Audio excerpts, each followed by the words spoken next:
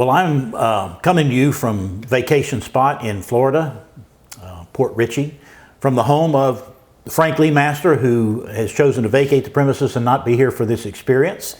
And this is sort of a rare thing. I didn't plan, a couple of weeks ago, the last time you saw me, to be able to do this, but I'm with my younger brother, not necessarily my little brother. Here, stand up, Rocky. Just to, yeah. You can't see, you can still see me, you can't see him. So anyway, he is my younger brother.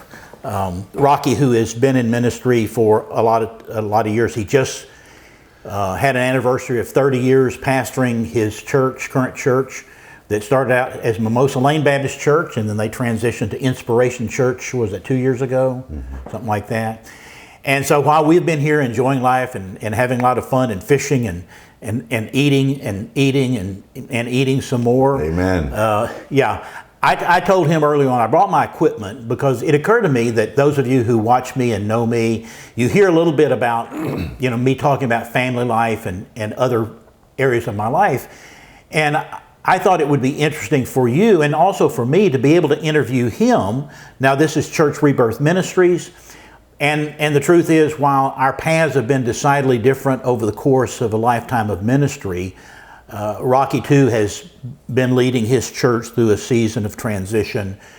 Prior to his trying to find a soft off-ramp, he is now 66 years of age, and like some of the rest of us, he loves to teach and preach, but the emotional energy to lead is somewhat lacking. So I thought it would be cool to do this, to ask him questions that I know some of the answers to, but I don't know all of them, and for you to have a chance to hear him and get to know him a little bit in terms of this framework and this context. So Rock, and his real name is Rocky. That's not a nickname, although it's been appropriate for his whole life. So Rocky, first off, share with us and share with me really the story of your coming to faith. I mean, that's been a long time ago, but the details, I may not be aware of some of those, so share that with us. Well, the specific time was when we were living in Plano, and we were living in J. Play Street, Dad pastoring Methodist Baptist, and I was 9 years of age. As I recall it was a Saturday night, and I think you and Ronnie had the middle bedroom, and I had the porch, which was turned into a bedroom. Yeah, y'all need to know that, with two brothers, I never got the room by myself. I was always having to share it with them. I don't know what that says about them or about me, but just consider that an annotated footnote. So go over it. So I had the back porch, which was my bedroom, and my bed was a trundle bed, the kind you fold up and click and roll away. And it was on a Saturday night that I asked Dad to come out there, and then I just began to question him about, trusting Jesus, and he explained to me again what that meant, and he prayed with me there when I received Christ when I was 9. Out of that conversion, of course, being raised in the church, I've often said to people that I went to church 9 months before I was born, and that's just been my legacy.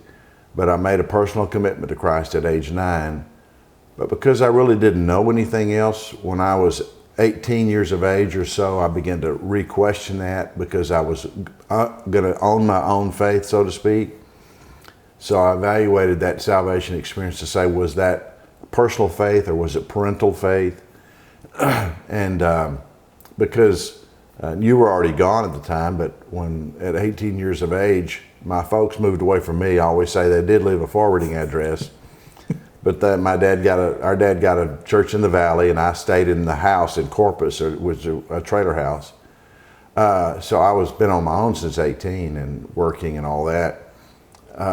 But I questioned my faith at that place because I was then living independently at the age of 18, working full time, active in Gardendale Baptist Church in Corpus.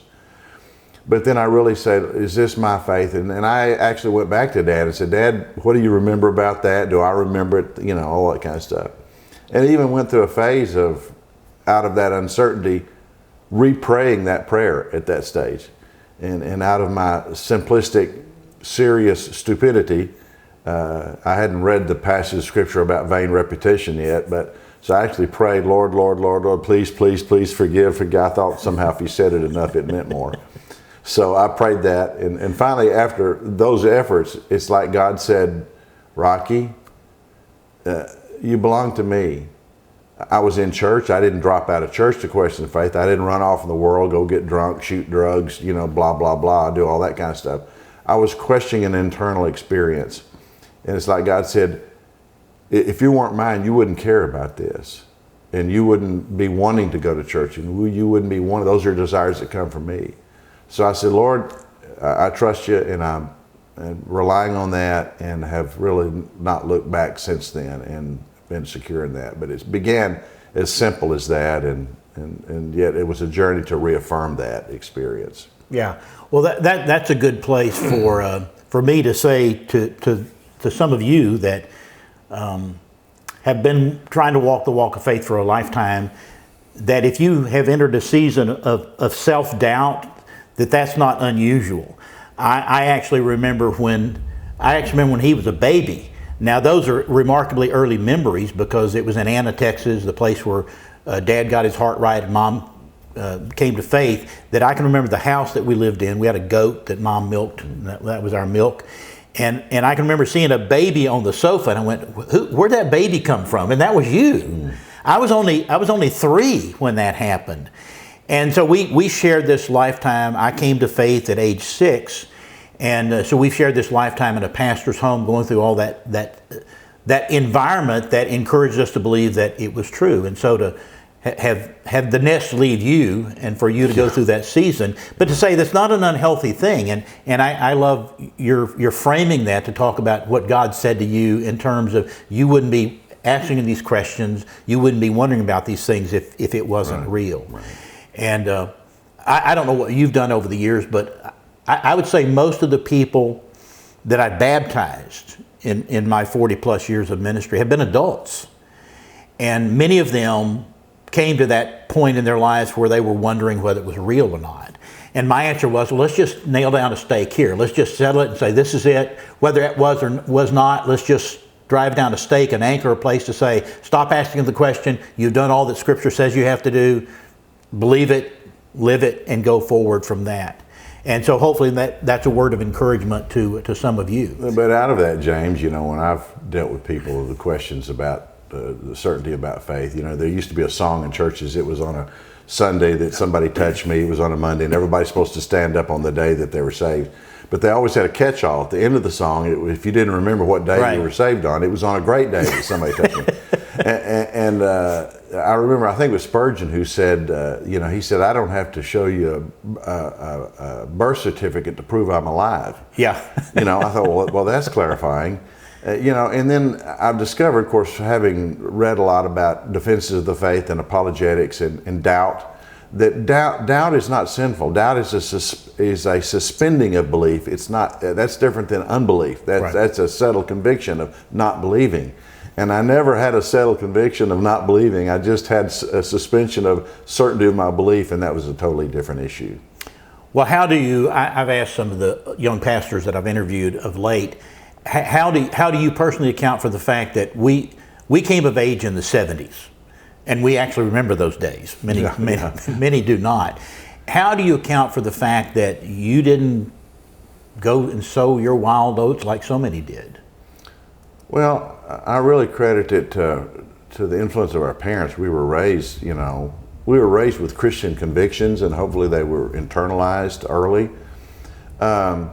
For me, I saw enough of the sense of the things that we were suggested not to do, that it was like, that would be a dumb thing to do. If you did that would be dumb.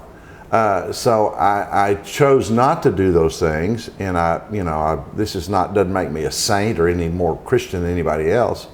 I've never had a beer. I've never, I did puff on a cigarette or two. I found a cigarette butt at a Christian camp somebody had left over and puffed on it one time, and of course you didn't have the experience with the Ryan boys and sharing those. I did not. Okay. I did have some experiences with a gentleman who's in heaven now that had a ranch and had that smoked cigars. I had some of that experience. I say all that to say, but I didn't.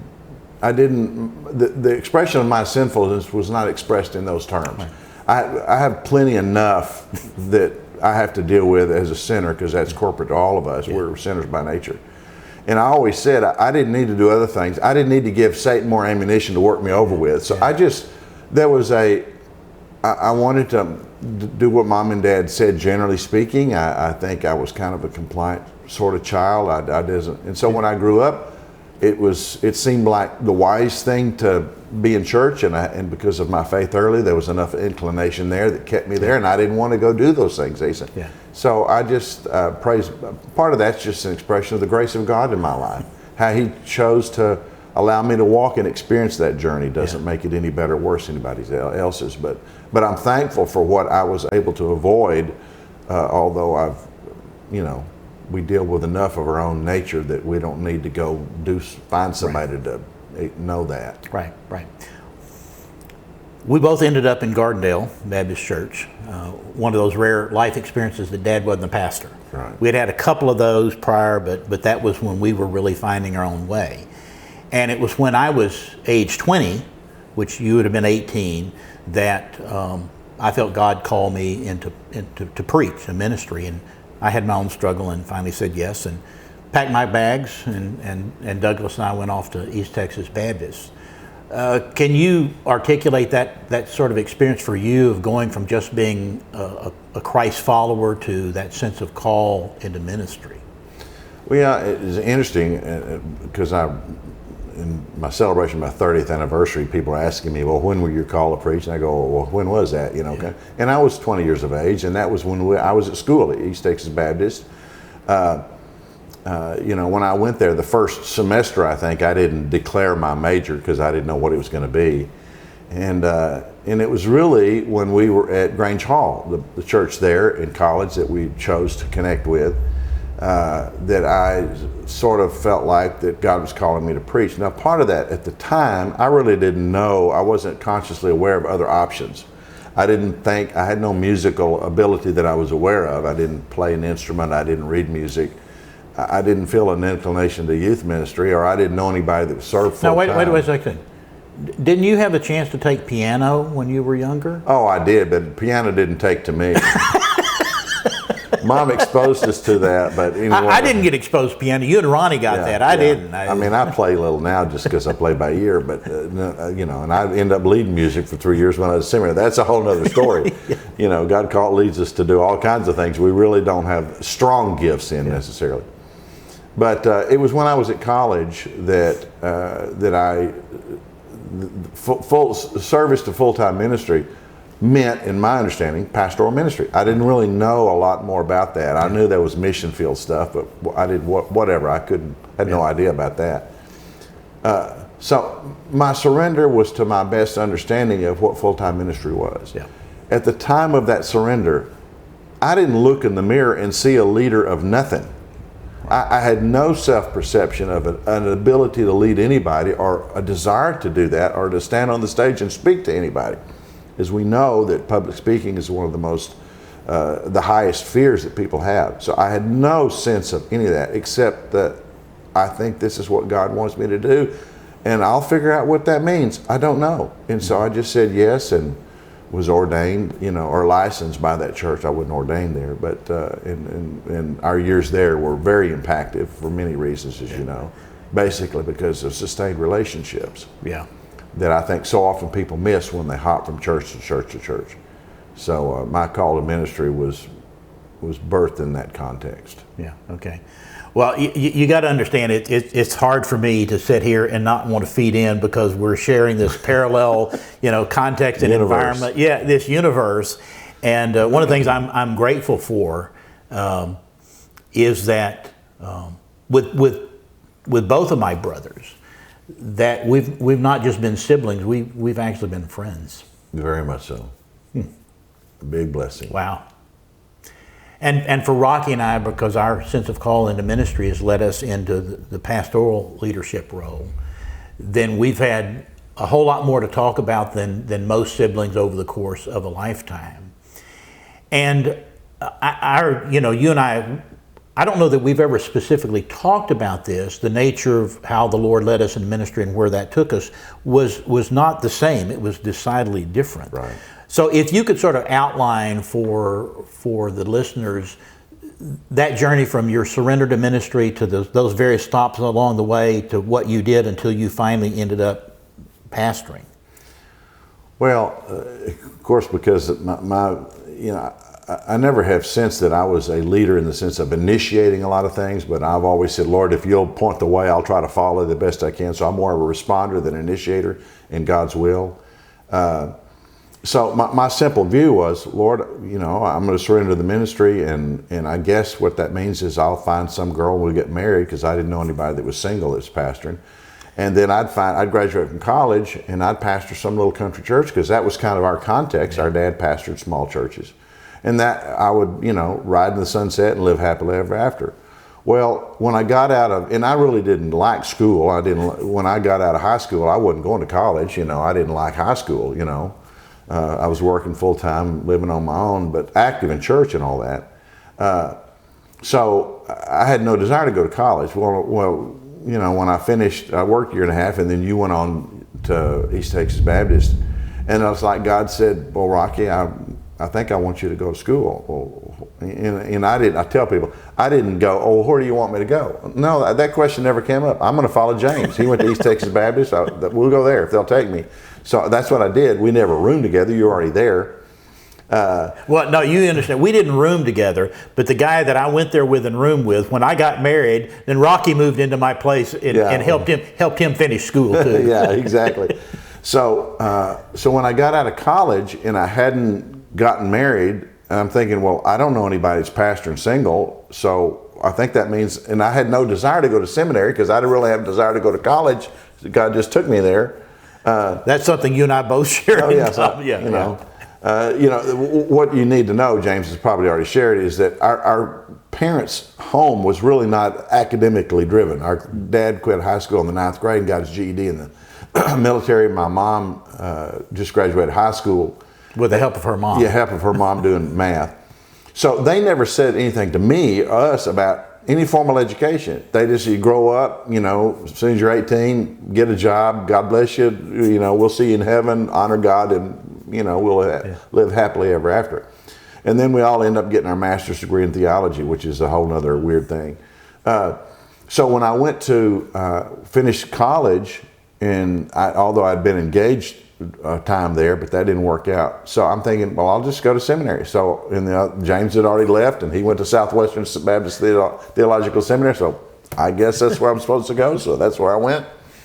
And so while I was there, after about the first year, of course, I was working on campus and doing other stuff. There was a board in the School of Education that showed positions for ministry. Well, there was one that said leading worship at a church outside of Fort Worth, Granbury, 50 miles away. I thought, well, maybe I'll try that, So I called, the pastor was a student. I called that guy, and he interviewed me and had me come down. And I wasn't in the School of Music or anything, had me come down, and they called me amazingly.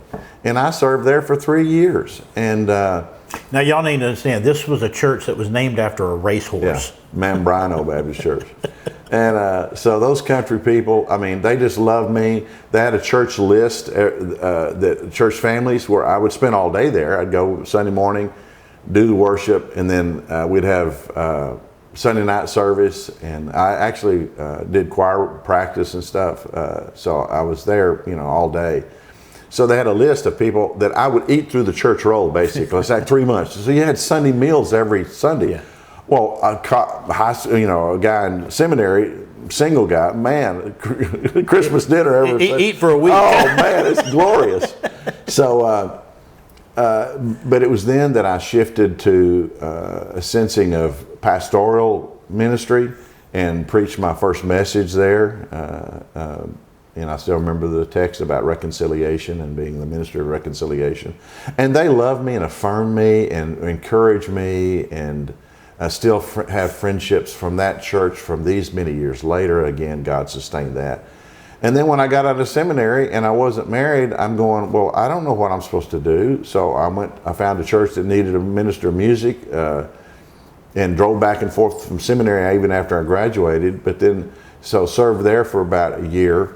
And then there was a church close by that church that needed a pastor. They'd been through a split. There were about 20 people there. I went, well, I'll put my name in. It wasn't far from where you were pastoring, as you know, James. And again, I was a single pastor. What I was trying to avoid all those years before, God opened the door and they called me.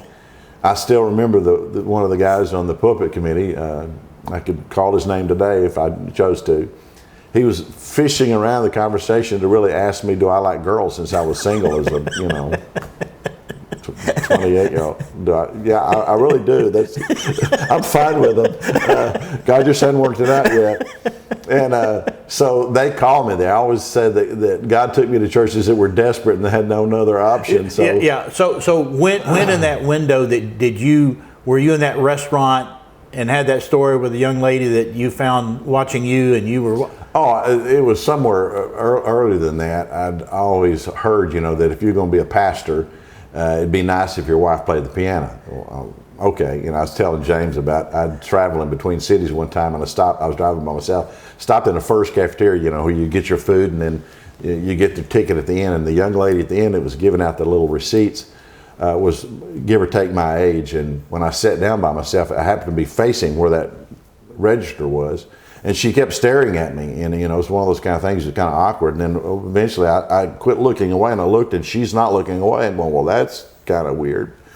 So she was very focused on me, and I walked up to her. She was an attractive young lady, and I walked up to her at the end. I said, "Could I ask you a question?" And she said, "Sure." I said, "Do you play the piano?" And she said, "No, but I wish I did." I said, "Well, good to meet you, thank you," and got in my car and drove on.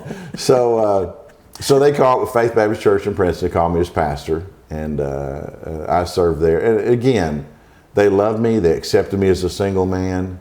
God taught me so many lessons with those people, leadership in many ways, before I met my wife. Yeah. I need to interject this because this is the right place to do it. So Princeton was a very small town. I know the population. 3,000. 3,000. Okay, and so he moved in there as a single man to this church, and the house he moved into was a brand new 3-bedroom brick home, nice kind of place. Now I'm pastoring in the country. It's about 5 miles outside. I'm living in a shack. Our dad is pastoring the church between Princeton and mine, and they were living in a shack too, out by the lake. And so I have to confess to you that I went through a season of envy. Because here I'd been doing ministry for a number of years, been in a number of different churches. I have a wife that plays the piano. I've got all that. And you'll recall, my church had a part-time secretary. You didn't even have a secretary. No, I didn't have that. and so I had to go through, and it was the Lord using that to where He had to bring me to that place where, I don't know if you recall, that I met with you and confessed all that. And knowing that I needed to pray that God bless you and be grateful for what He did. And that was a liberating thing for me, because it was a journey I needed to go through. So you were a cause of my angst back then. But we got before over and probably after, but that's a whole other matter. Yeah. I remember telling you, you said, "Well, you got a secretary, I don't have one." And I said, "Well, I don't know what I'm supposed to do with a secretary." I did figure that out, by the way, but again, that was another story. Now, it was while you were there that you did finally find a way. The association was having a singles retreat, and they asked me to come teach a seminar. Of course, I was the only single pastor in 10,000 miles, who knows, but teach a seminar. They assigned me a book called "It's Okay to Be Single." I always said it was for at least 6 more months. But so I met my wife there. So happens that a year before, her cousin is married to a preacher's son that I knew the dad of, Robert Helsley. That they tried to get us hooked up on let me change that. I know that has a different term. Yeah, usually. They tried to get us to go out on a blind date. Yeah. Since I didn't know it, and I always said I didn't do blind dates because I don't like seeing eye dogs. But so I said no, I'm not about that. So about a year later, then the association is putting on this singles retreat, and her church is a part of the association.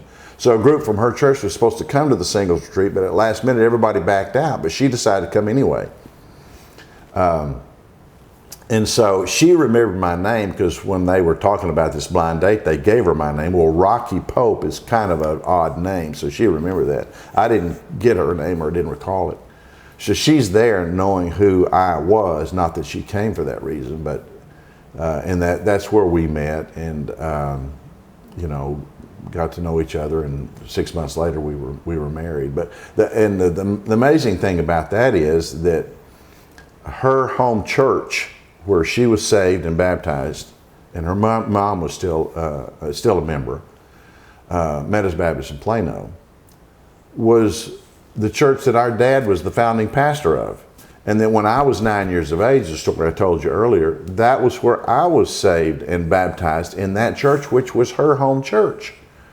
So when we got married, our dad did the ceremony at her home church, where he was the founding pastor. Yeah. So that's only a God thing. We couldn't make that stuff up. So, I mean, that's been 35 plus years ago. So. Yeah. And how old were you when you finally got married? I was 3 days of being 32. I remember that distinctively because my birthday occurred when we were on our honeymoon. That little church where I was pastor when I got married sent us on our honeymoon. They paid for 7 days in Hawaii, of all things. And so when we were there, we had taken a fly drive trip to the Maui. We were staying on the Honolulu. And so when we got the rent-a-car on Maui, they needed my driver's license. Well, I'd had a birthday, and my driver's license was expired, and I couldn't drive the car. That was one of our first matrimonial discussions. And so a whole nother. What was it? Was it your wedding that they'd had the freezing rain and everything was coated in ice? Yes, a week of ice coating everything. So you know, we show up for that, and we're one of the early birds, and we pulled in the church parking lot, and the main parking was out back of the building, and so I pulled around back, and there weren't any vehicles back there, and it was coated in this much ice, and so I let Sarah and the kids out by the back door, and then I proceeded to have fun out there doing this kind of numbers. And so I'm on the back side of the parking lot, and coming around the side of the church building, a car going sideways, and it was rocky. Hey, bro! And we looked like a couple of hockey players out there skating. Wow. And our older brother showed up. He tried to do it, and he ran into somebody. He couldn't stop and crashed. And anyway. Oh, that was it. But those. I remember more about what happened on the parking lot than what happened inside the building. Yeah, I cover the rest. Yeah. Well, there's too much to go into about that whole journey. That you had 1,000 questions about relationships and intimacy and those kind of things. And guess who he came to? Well, he came to me, and so I really wanted to wear that hat and talk about those issues. So, how long do you stay at Princeton, and where did you go from there, and how did you end up? I was at my first church for 5 years, a year after I got married. And then my second church was in Sherman, Texas, North Park Baptist, and I was there 3 years. And again, good ministry, challenging things there, older congregation that really needed to reach some new people. And then from there, I went to what was known as Mimosa Lane Baptist Church then. And it's now Inspiration Church, and I've been there, just celebrated last week 30 years of ministry. So yeah. Well, I've not been monitoring the time, but I'm guessing we're probably past the 30-minute mark. We sort of enjoy a conversation. A good story. Yeah, a good story. So looking back, I mean, you just concluded 30 years, still there, still engaged at a sort of a different level. In looking back over, because this sort of feeds into our whole business and concern about revitalizing churches and encouraging churches and even in pastors, church leadership. In looking back over that journey, what has been the highest point or some of the highest points in terms of the experience, and then what have been some of the lowest points in that? Well, reflectively, I think the highest points, although we can always talk about the high attendance days or the $1 million buildings that you built or whatever else, the highest points have been really a couple of things reflectively. One is the places that God has taken me and the opportunities that I've had that were not on my agenda, nor did I have any aspirations to do. Things like going to the Philippines and preaching to thousands of students in public schools and seen them, hundreds come to Christ on mission trips, that I didn't create those doorways. God opened those. And the numerous trips to India to be a part of a ministry there that's a church planting movement. And having been in, the last trip I took, I was in 38 churches. And establishing churches and doing evangelism, pastors training and baptizing, and those opportunities, you just are amazed at how God's opened those doors. And so those are high points. And then on the personal level, seeing people come through the church that we've shared so often, James, about individual stories of people that I've got to lead to Christ, not just because they were a stranger that walked down the aisle, but because I built a relationship and tried to, be faithful to that relationship. And see God really transform a generation within a family of parents and children and grandkids, and that's what it's all about. Seeing God really transform lives on an individual basis. So that's the low points have always been many times long-standing struggles within the church. The church I'm at now, when I went there, they hadn't had a pastor in 2 years, and when I came, I say I was a warm body. At least I could put two sentences together. And for the first year, it was gravy and good times. I remember one Sunday we had 30-something people join, and so it was, all that was good. But then after that, it was 9 years of conflict, 9 years of long conflict, dealing with upset, hurt, personal attacks, many things, hours of a 3-hour-long business meeting on one occasion where people got up and said anything they wanted to say. My wife and I sat on the front row and I led in prayer at the end, and that was it. And but lots of hurts out of that kind of stuff. And then the challenges on the personal level is some family struggles within the family, not with my wife and myself, but that we have to walk faithfully in the context of family relationships, to love people, and that not all that you love the most accept the gospel the way you wish they would, nor make choices that are better for them. So it's the journey of that kind of pain that you carry with you all the time, that you still have to get up and preach and deal with people, and so the low point is not too low. Corrie ten Boom's quote: "No pit so deep that God's not deeper still." And God's been faithful through all that. And our determination, as you and I have spoken before, is that no matter what happens, I know God's on His throne, and I've read the end of the book. I know how it's going to turn out. And I am not going to end this journey bitter because of any unfulfilled expectation or disappointments, because God's been good. And He did enough for me on the cross to cover any other hopes and things I ever have for whatever. So that's kind of the highs and lows in a bullet point way, I guess. Yeah, okay. So as we try to bring this in for a landing, I want you to speak to like 2 or 3 different issues, provided another one doesn't occur to me in the process, that I want you to look at the camera, so you're speaking to the people who will be watching this. What would you say to a young man who's just surrendered to ministry and wondering what the journey has for him, the decision he has to make about where he goes, what ministry looks like? What would you say to that young man? Well, I would say to you that you have to trust the Lord with His leadership. I know from reflecting on my own life, I always said, Lord, I don't care where you send me. I want to be open to any and every opportunity. I don't want my limitations to determine your capacity.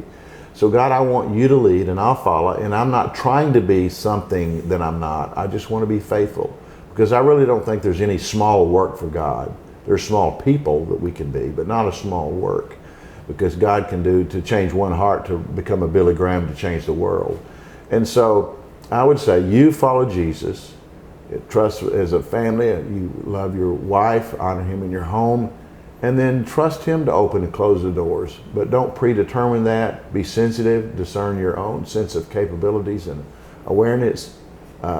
Some of that is delight yourself in the Lord, and He'll give you the desires of your heart. But I think ultimately that means your desires to know Jesus more and to love Him more and to follow Him wherever.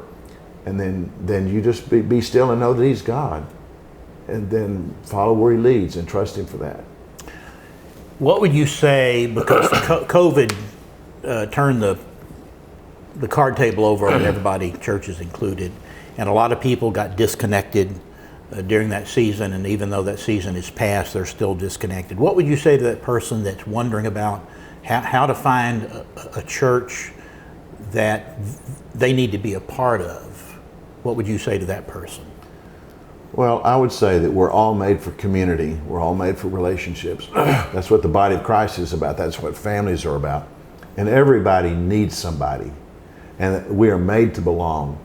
So although technology allows, streaming and Zooming churches and all that, and we're thankful for that with its own place. But there's nothing like being in the room. There's nothing like looking at someone eye to eye, touching a hand, hugging a neck, and sensing a sense of community and acceptance. I recently led a man to Christ that had no connection with our church for a period of time. And when he first came to the Life Fair Church, he always stood in the back because he really didn't know how to connect well. But over a period of months, he's let his guard down, he's built relationships, and he's allowed us to love him, and then he's learning how to love us. And it's been transformational to see it on his face, to see him smile and be embraced and to be accepted. And I think that there's a place for you if you will let God lead you to that place and to find it, where you can physically and personally be engaged in a relationship that you can be encouraged and encourage others to walk in their faith too. What would you encourage them to look for in a church? They don't know anybody there. They really don't know anything. It's simply geographically within proximity. Well, first of all, I would say I want you to pray. Lord, you lead me to where you need me to be and where I can be a blessing and where I can be blessed. And then trust him to open doors, close doors for opportunities. And then just seek what seems to be the right next step. And then give yourself the opportunity to get it wrong and not to have to, doesn't have to be right tomorrow. I know when I went to churches, there's times I said, Lord, I think that this is where you want me to go and what you want me to do. But if not, I'll be open to a fresh word. I would say, pray, seek those opportunities, and then ask God in your spirit also to help you to discern. You may or may not know a lot about theology or scripture, but we would say a place that's engaged in worship, that's preaching and sharing the truth, that you feel encouraged to be a part of, and then hopefully you can meet somebody and build a relationship so you're more than just an attender. You're an engaged follower of Christ in that place. Okay. Last, this is the last. For those churches that find themselves at an unpleasant part of their church history, it looks like their best days are behind them. They may or may not have a pastor there, but they're struggling. There's no growth. Nobody's being reached. They're wondering about what the future looks like and how to become that place of life again. What would you say to that church leadership about what they need to do to get there? Well, I would say to you there's two options. First of all, that there's probably some resources either based on your connection within a denomination or affiliation with other churches that you're aware of, to say, Lord, lead us to a leader or a person. And James, I know in his ministry, does this very thing. You can reach out to him. He may not be where you are, but he may connect you to somebody where you are that could be a facilitator in giving you a sense of God's potential direction for your church, of becoming what God wants your church to be. But for you to remove your agendas and put it all on the table and say, Lord, you lead and help us to be willing to follow. One option is embracing that journey yourself as a congregation and moving forward. The other option is to realize that as a church, you have a church plant, you have a facility, there's land, there's dirt, there's windows. There is an asset, a kingdom asset there that hopefully you don't want it to be sold and turned into a restaurant. I mean, it may be, and you take that money and invest that in the kingdom, or give that to a church that can come in and be birthed in that context. Or ask another congregation that may be doing multi-site, or a new church that can just come in and say, here's the keys, we'll support what you're doing. You take over and let this place be a kingdom asset to continue to be used for eternal work. So either let God bring somebody in to help you to become, or to utilize that asset that you walk in surrendered partnership to another church to come in and do that with you, or using that asset. And because, so you're passing it along to your children, so to speak, in kingdom work. Okay. Well, for you, what year did you go to Mimosa Lane? 94? Is that 30 years ago? Well, if you just finished, well, no, it'd have been 92. 92, okay, 92. Yeah, because July 92. Yeah, the reason I asked that is because we had moved to Maryland in 1990. And then 2 years later is you went there, and then the year after that is when we birthed North Arundel Church. Right. And so our experiences were remarkably different on those. And because, we have not lived in the Texas area now for over 30 years, we've rarely ever been present in the context of each other's ministry. Right.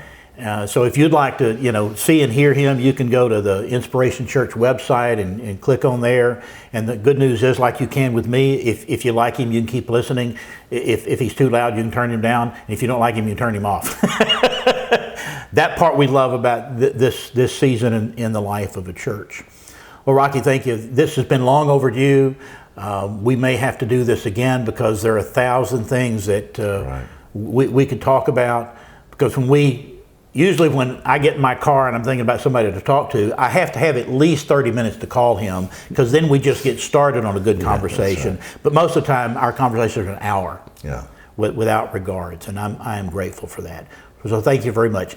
Thank you for tuning in one more time this week, and just remind you that we're able to do this. We're able to bring this to you because of the faithful giving of some people to allow us to buy the equipment and to manage things that we have. We're a 501c3 organization, so if you'd like to give, you can send me a message on Facebook Messenger or email me at this address, and I'll tell you how to do that electronically. Or if you're just old school, and this whole guys, there are a lot of things that are just old school, and you'd like to just write a check and drop it in the mail, you can send it to this address, Church Rebirth Ministry Incorporated, and just know it will go into our purposes of ministry. So thank you for joining us. We'll see what we do next time we get together. Rocky? Thanks, James. Thank you. God bless you. Thanks. That's a wrap.